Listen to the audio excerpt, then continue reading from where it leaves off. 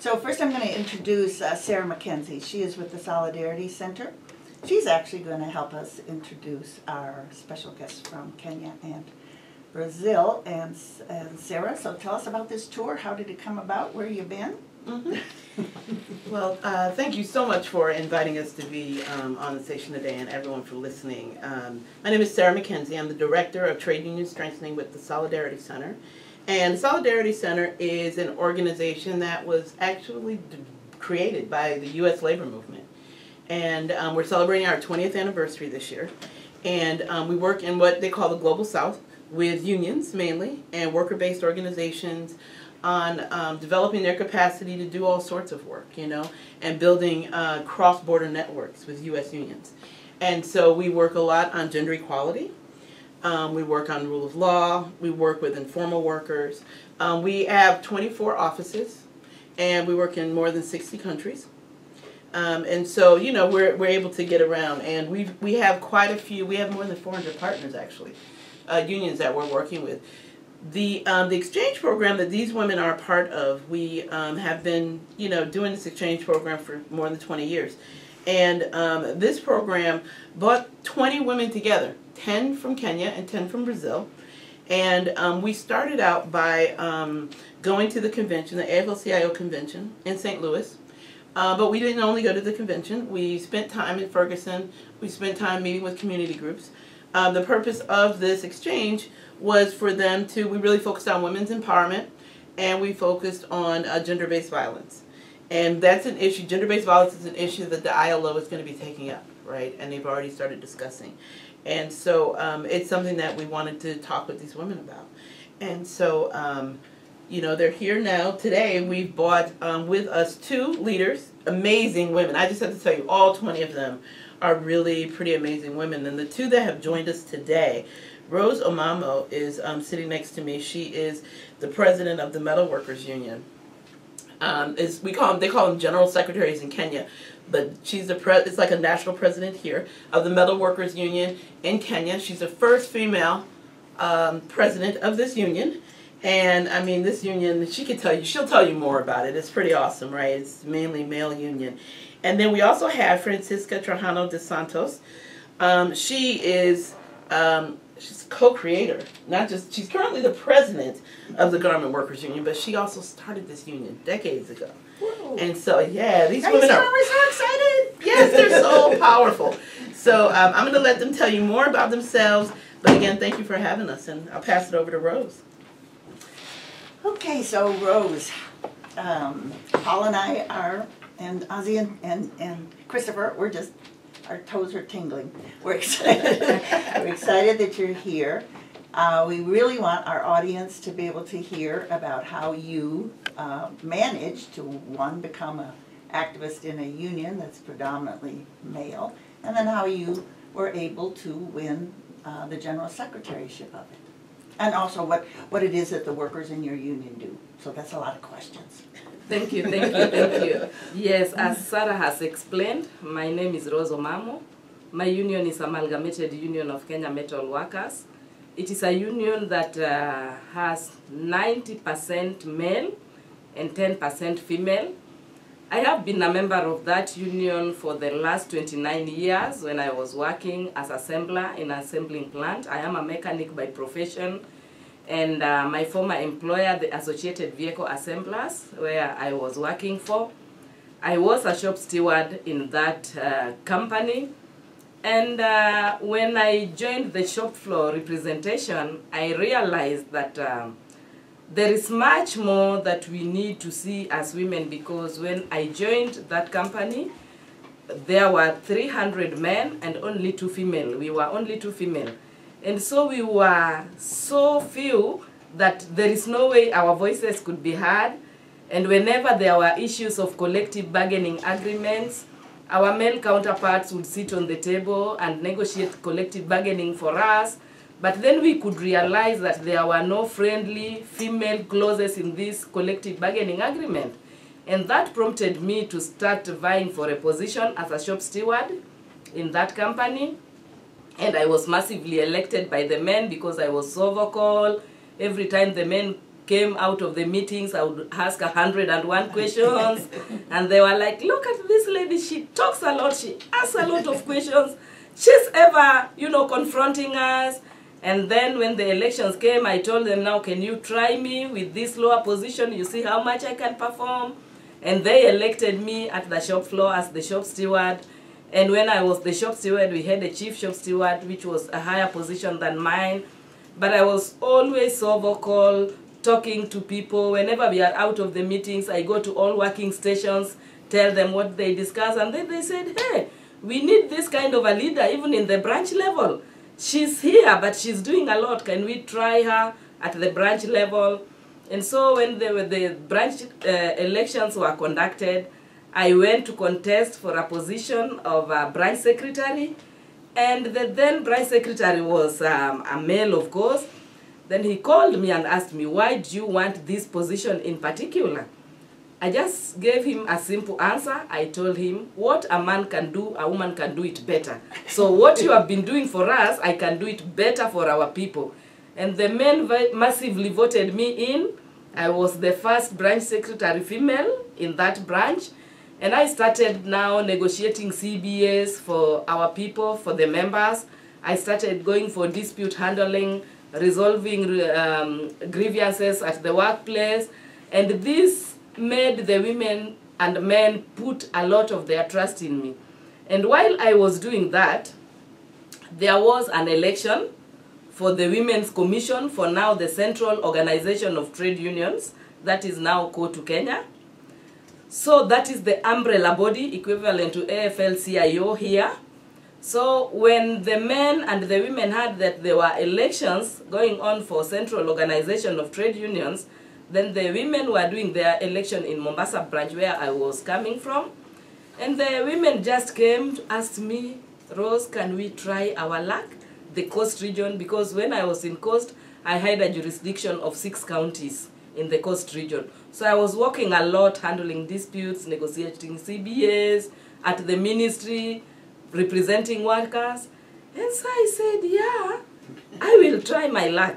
Then they told me, are you sure you will? I told them, I don't just try because I don't believe in failing. If I start something, I must get it. So I told them, I'll get that position. And just like that, and the time came, and I was campaigning all around, telling the women what I want to do for them.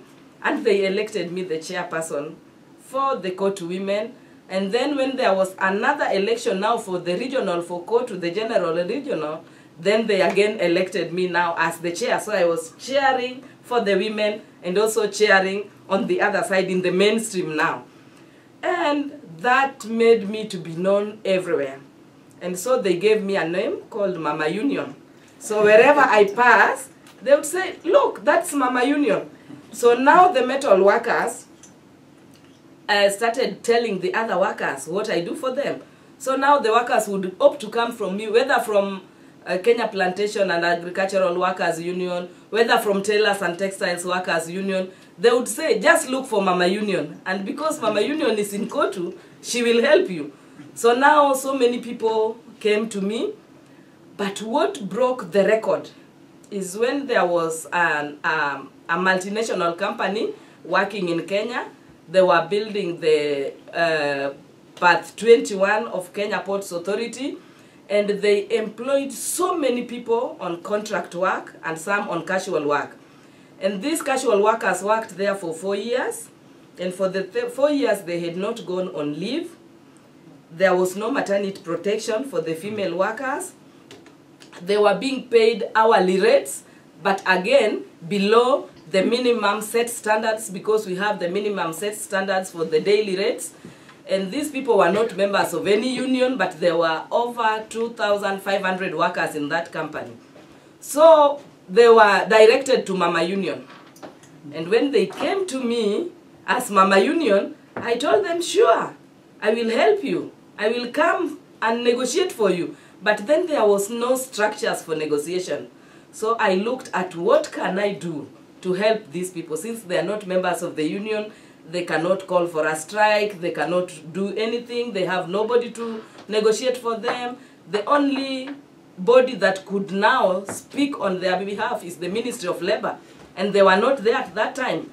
So I did like a parliament meeting with them in a separate place, and they all came and they shared with me their problems, and I told them, I want to help you, but we must agree on one thing, that we must be solid, we must be one, we must speak one voice, and we must stand with one another. And I told them the only issue that will help you is that on Monday, when you go to your workstation, go, clock in, get in your place of work and sit down. Say, we cannot work until our issues are addressed. And that was a strike in other ways. Because if you call for a normal strike without following the due procedures, it cannot work. So I told them, just do that. And if you do that, you will be helped. So they went, they sat down, they clocked in, they put on their overalls, their safety boots, and they sat down. And so the bosses are coming. Why are you people not working? They said, we cannot work until our issues are addressed. Which issues? They said, you have to call Mama Union here to tell you what we are going through and what we want. So who is this Mama Union? Then these officers does not know Mama Union. Then they call the police. The police come and they tell the police, it's only Mama Union who can tell you what we want.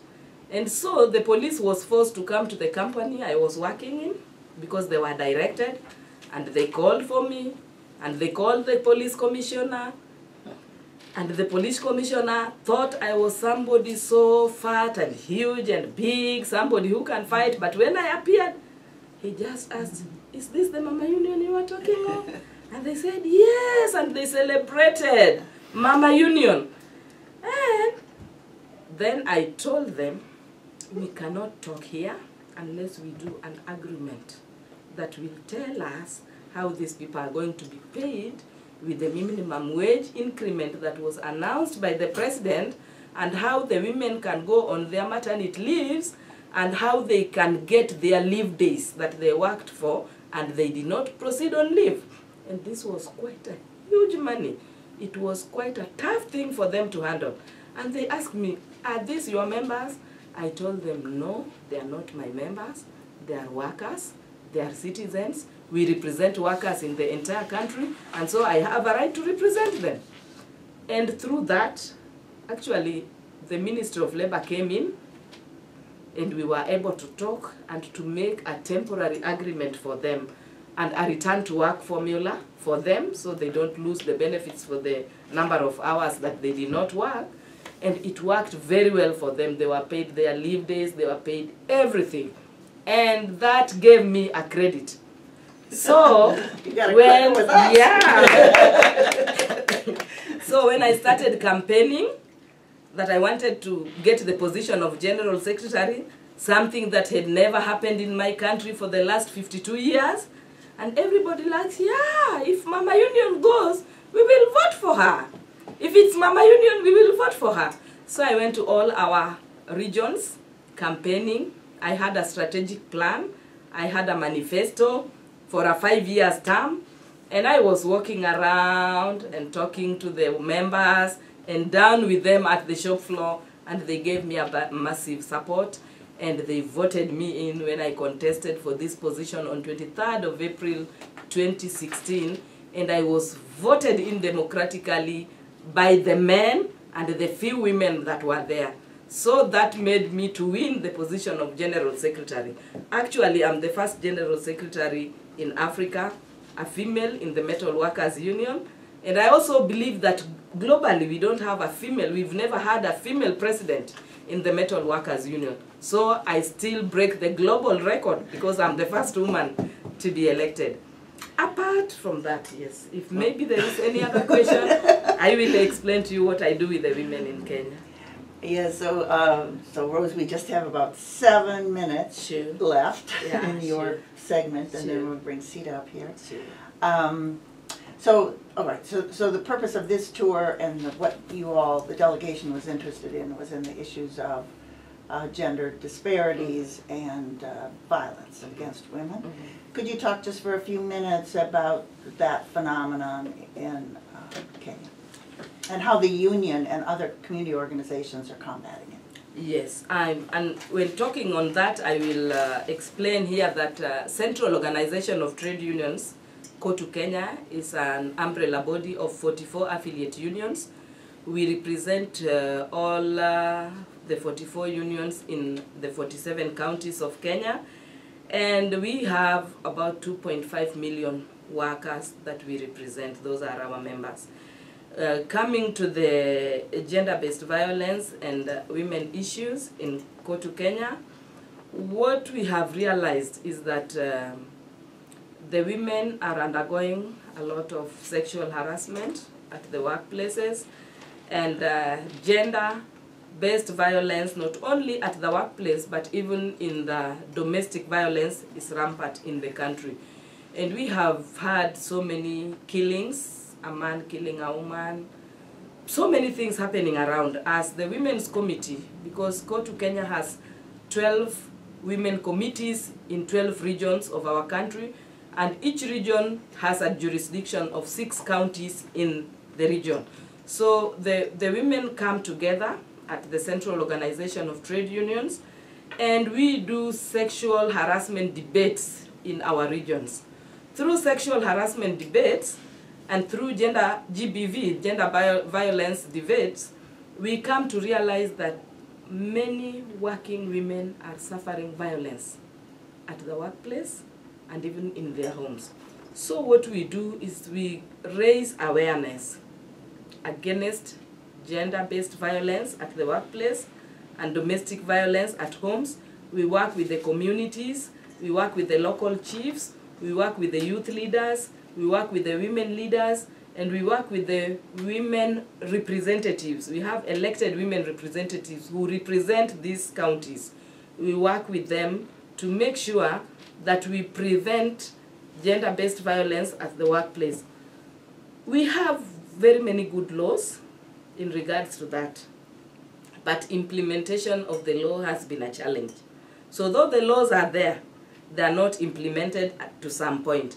So we also need to raise awareness, to talk to our people, to tell them what the other women are going through, and to work hand in hand with the government and with the local chiefs to make sure that we get rid of this kind of harassments at the workplace and even at homes.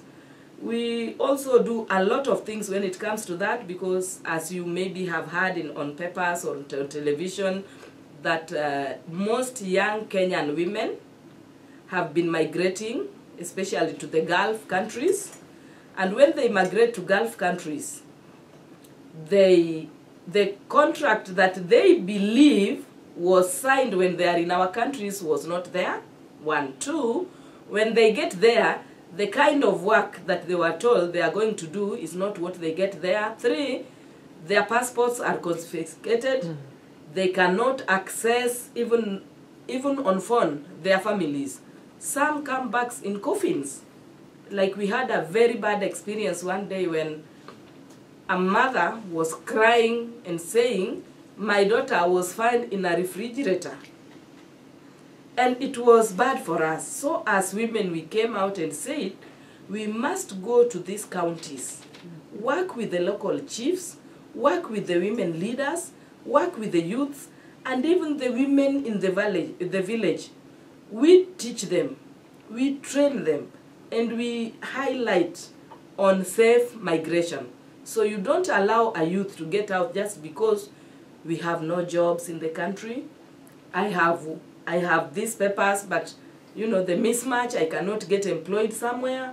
So we go, we talk on safe migration, because through that, we have realized that most of our people, when they get there, they are sexually harassed, they are mistreated, they are discriminated against, they are locked in the rooms because of their skin color, they cannot get out and interact with the other people.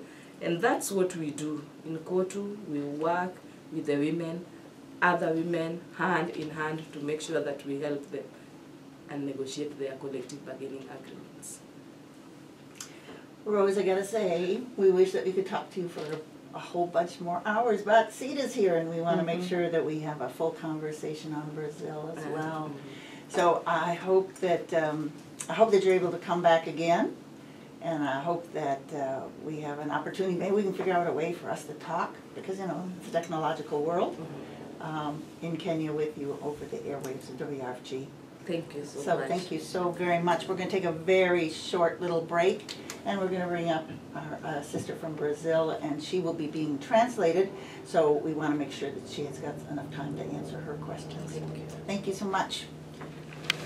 So Rose told us a little bit about how she became involved and got this really singular position. Could you talk a little bit about how you became an activist and how you became a leader of your union? Bom, primeiramente eu quero agradecer o espaço, o convite, a comunidade, a AFL-CIO. Para mim é muito importante conhecer vocês e todos os nossos ouvintes, né, que com certeza irão nos assistir, e a comunidade em geral. So first of all, I'd like to thank you very much for opening your space, for the invitation, and also to thank the AFL-CIO. It's very important to get to have met you and also your listeners. Meu nome é Francisca Trajano. My name is Francisca Trajano. Sou presidente da Confederação Nacional do Vestuário da CUT Brasil. I am the president of the Brazilian CUT, Garment National Workers Federation. E diretora executiva da CUT. And also CUT Executive Director. Central Única dos Trabalhadores. Which is the largest federation of unions in Brazil. Somos a central maior da América Latina e a quinta maior do mundo. We are the largest union federation in Latin America and the fifth largest in the world. Vou falar um pouquinho da nossa situação no Brasil, que com as palavras que eu vou estar descrevendo, a conjuntura que vivemos e estamos vivendo, vocês entenderão por que eu estou aqui, como é que eu cheguei a ser presidente de uma confederação. So I'm going to talk a little bit about the situation in Brazil. So in my words, you're going to understand the situation and why I am here and how I got to be president of the Union Federation. O Brasil foi o último país a sair da escravidão. Brazil is the last country to come out of slavery. E que passamos por uma ditadura militar em 64 e uma conjuntura bastante difícil na década de 80 e 90. And we went through a military dictatorship in 1964, and therefore a very difficult situation politically in Brazil between 1980 and 1990.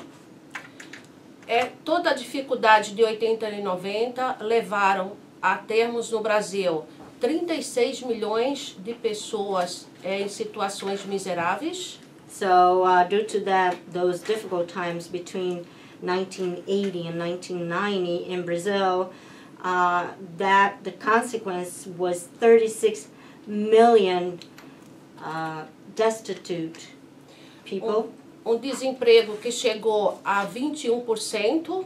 Unemployment that reached 21%. Principalmente afetando negros, mulheres e jovens.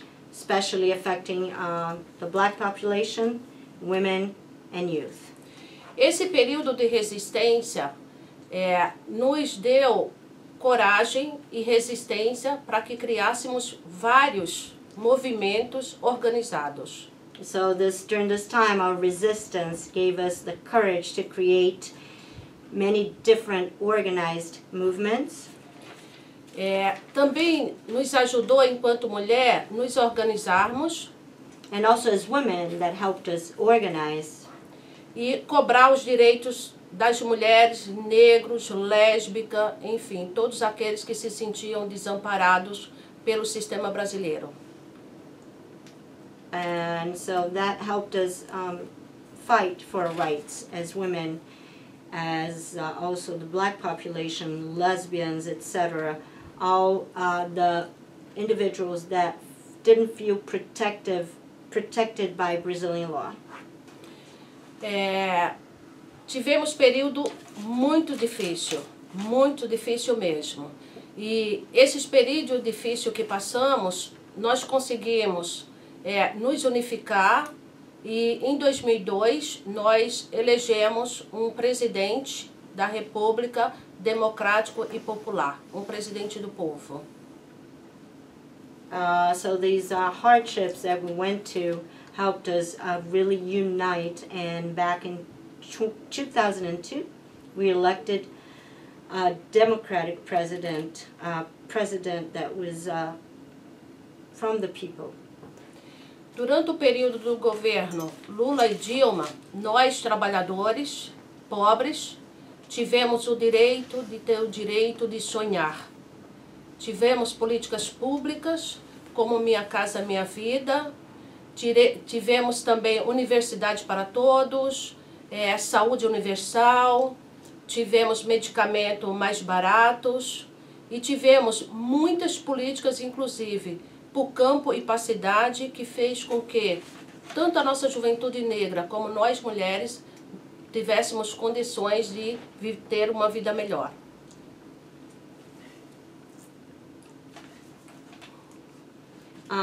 So during the administration of Lula and Dilma Rousseff, the poor population of Brazil and the working population of Brazil was for the first time able to have a dream, and they created policies such as the one that's called My House, My Life, which is a housing policy in Brazil, and as well as college and university for all. So all had access to the university or higher education, and also universal health and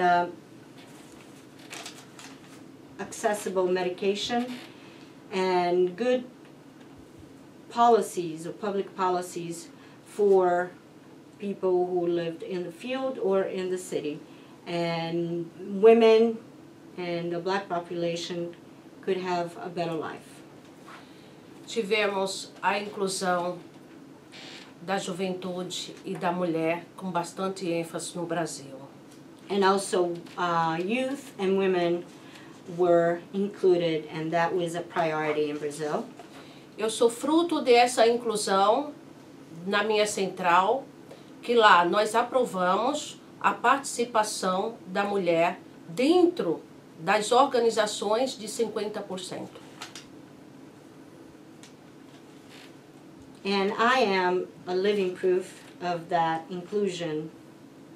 My federation has approved that women are represented in the organization at 50%. E hoje nós estamos vivendo momento bastante difícil. Sofremos golpe.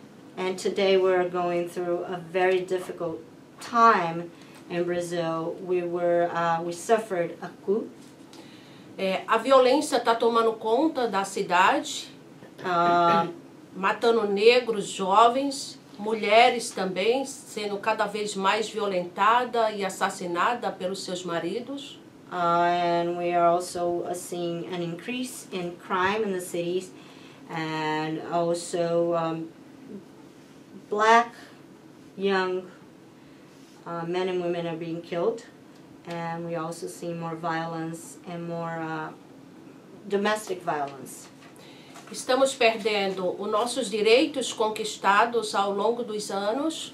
We are also losing the rights that we were able to acquire throughout the last few years.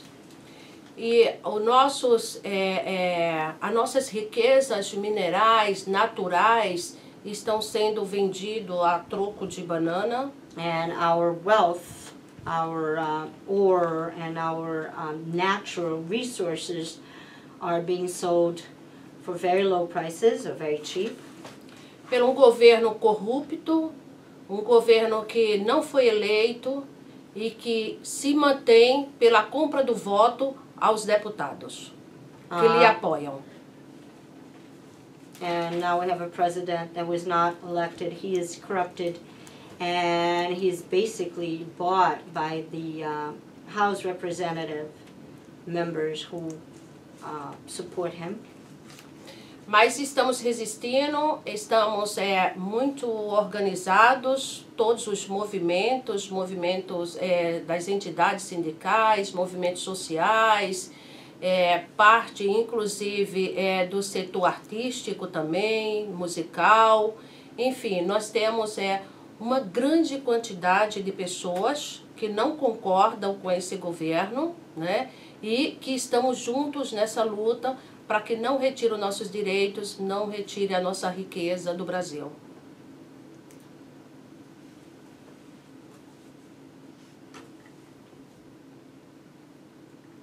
So, but we are resisting. We are very organized. We have different social and union-related movements, and also artists and musicians have joined us. And we do not agree, we do not accept this new government, and we are also fighting against the selling out of our rights and the selling out of our wealth in Brazil.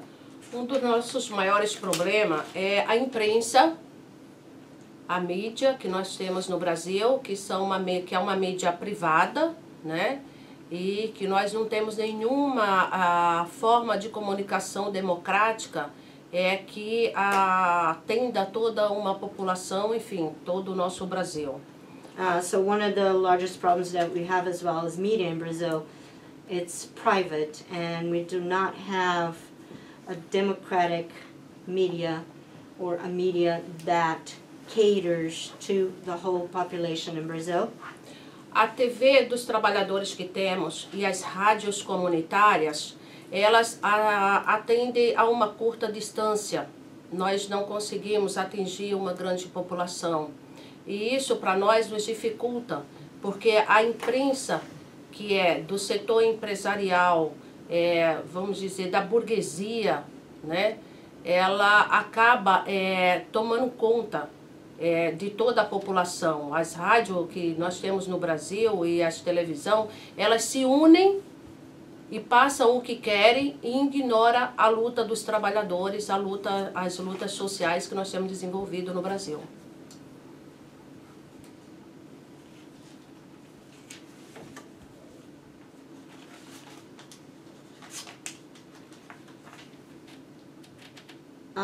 The labor TV stations and community radio stations, they do not reach a long distance. They do not really reach the largest population in Brazil. And then, on the other hand, we have a press or media that's corporate and bourgeois, and it really takes over. And these radio stations and TV stations, they really broadcast whatever they would like or whatever they want, and they ignore the social and workers' movements and fights in Brazil.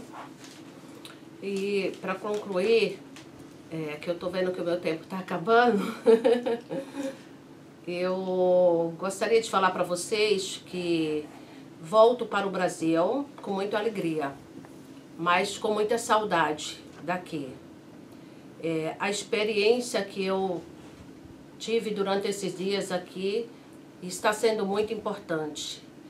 Percebi que aqui as mulheres negras estão muito empoderadas, mais empoderadas do que as mulheres do Brasil, e que aqui tem uma cultura muito bonita que deveria se espalhar para o mundo inteiro, que é as comunidades, da forma que estão organizadas, que eu percebo que é de uma forma muito livre e com vontade de que todos tenham uma vida melhor, uma situação melhor. Isso foi o que eu percebi aqui, vendo o dia a dia de todos vocês.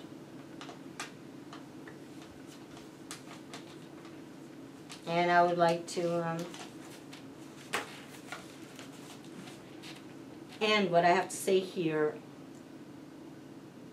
to say that I am going back to Brazil, and I am very happy to have visited the U.S. for the first time.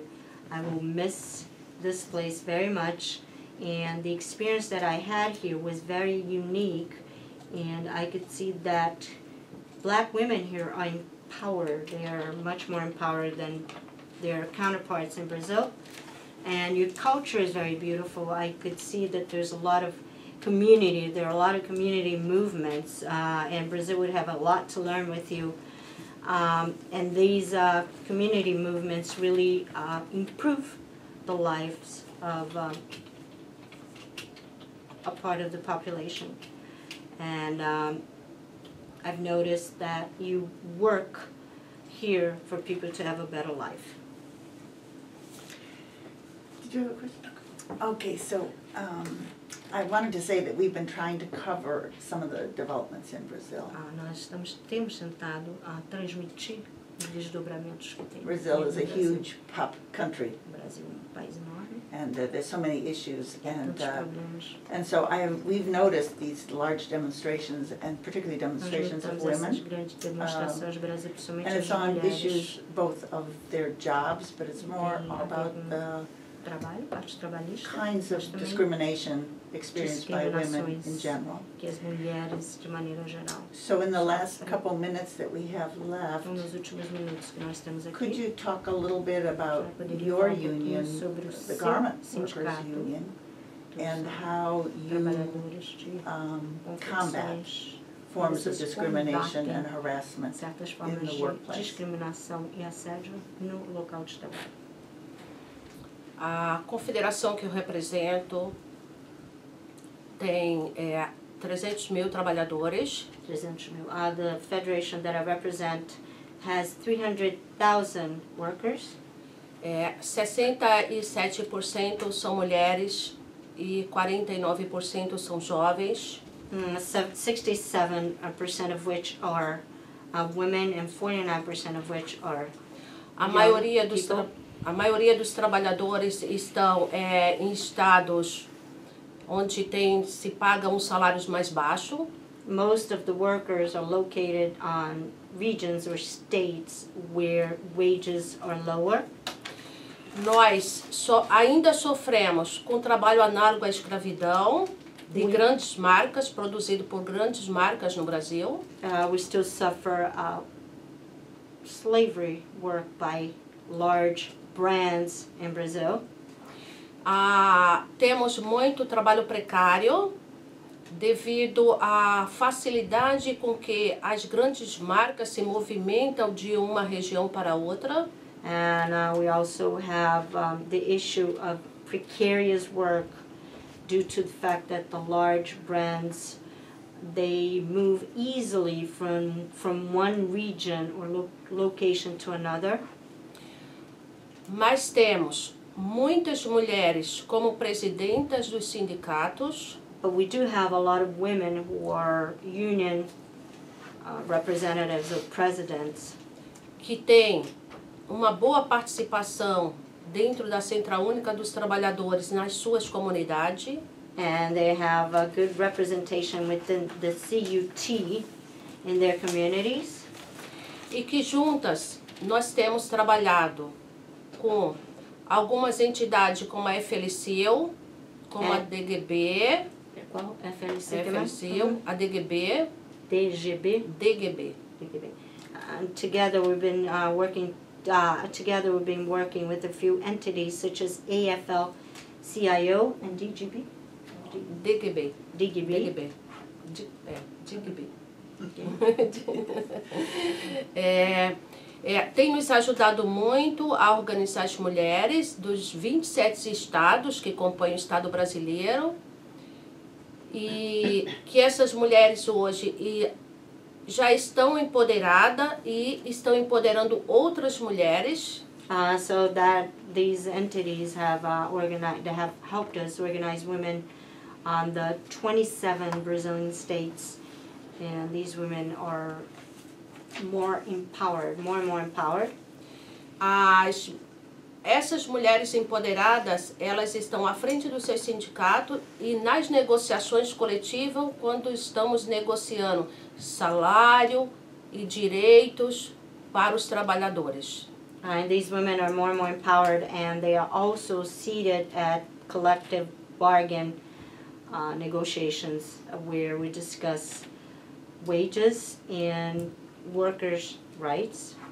E temos organizado grande exército de mulheres no combate a qualquer tipo de discriminação. And we also have organized or organizing women to fight against any type of discrimination. Seja discriminação de gênero, seja de jovens, seja de negros, seja também de homofobia. So any kind of discrimination, be LGBT, youth, or racial, anything at all. E temos conseguido muitos avanços. And we've been taking leaps forward at a great deal. Muitos avanços. No entanto, estamos perdendo muitos deles nesse momento. However, we're losing a lot of them at this time. Perdendo muitos deles. Sim. We're losing a lot of them at this time. Então, mais uma vez agradecer, dizer que volto feliz para o meu país por ter conhecido também vocês. And one more time, I would like to thank you very much, and I'm going back to my country. I'm really deeply thankful and deeply happy also to have met you, all of you here. Thank you very much. Thank you very much. So listeners, if you have been as inspired and just enthralled with the information our two sisters from Kenya and Brazil provided today, I want to just repeat that this kind of programming is only really possible on a community radio station like WRFG, and we are reliant, as we have said many times, on you, our listeners, and others who support the idea of independent radio that is not tied to the government, it is not tied to big corporations, we have no commercials, we get no money from these forces that are actually, for the most part, the ones that we are talking about, the ills that they have placed upon all of us, poor and working people. So I want to encourage you again, please do go to the website, wrfg.org, the mobile app, write a check, send it to 1083 Austin Avenue Northeast 30307, and follow us on all our forms of social media, and we look forward to having you tune in again next Monday for another wonderful interview with people who are in the struggle here for equality and liberation and workers' rights. And that's it for today, and we want to again thank all those folks who contributed almost $500 so that we were able to just do this program, and encourage you to go online and not actually pick up the phone. But we want you to pick up the phone, all the other programs that are on WRFG. Thank you so much.